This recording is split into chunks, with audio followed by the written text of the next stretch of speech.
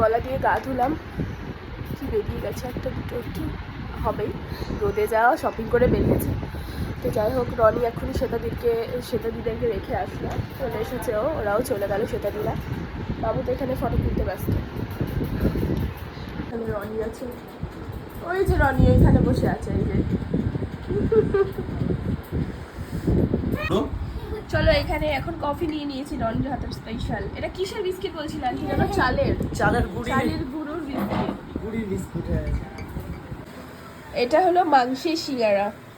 ইচ্ছে হলো তাই আমি বললাম আনছি, ও সেই বিশাল বড় হয়ে গেছে, কিছুই আনতে দিচ্ছে না। না, যখন তোমাদের ওখানে যাবো খাওয়াবে। ছেলে বড় হয়ে গেছে, সব জানে গো। এদিকে বাবাটাকে দেখো কি করছে। নাও শানি, নাও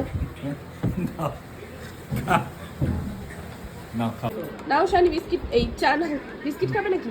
না না, বিস্কুট তো খেলাম না, বিস্কুট লাগবে না। আন্টি তোমার কই? আন্টি তো চায়ের নেশা, চা প্রেমী। চা সবার লাগে, আমাদের চা তো খাওয়া ভুলেই গেছি আমরা।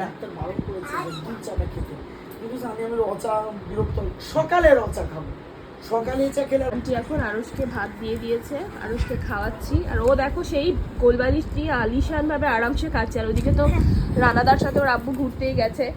এই আয়, এদিকে আয়, বস। কেন, আর একটু আছে, খেয়ে নাও।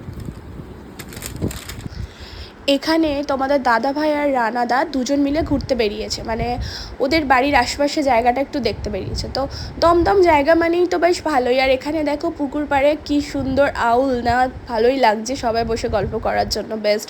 তারপরে রাস্তা দিয়ে এখানে ঘড়িঘর, মানে এটা আমি ছোটো থেকে ঘড়িঘর বলি, যেখানেই দেখতে পাই সেখানেই বলি আর কি।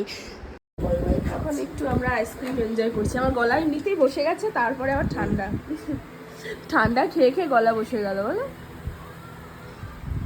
আসলে সেটা না, সেদিনকে এই শীতে পুরো আমার মাথার ওপরে, ওই জন্য আবার কালকে ওই শীতে সারাক্ষণ ওরম যাবো, তাও আরামে তো যেতে তো পারা যাবে। হ্যাঁ ওইটাই।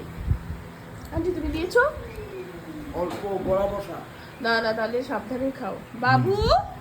খেলছে কিছু হবে। এখন খেতে বসে গেছি রাত্রে। এখানে ভাত আছে, আলু ভর্তা আছে, ডাল আছে, কাতলা মাছের কালিয়া, এটা কি গো, চিকেনও আছে, ডিমও আছে, কত কিছু খাওয়া যাবে না একসাথে।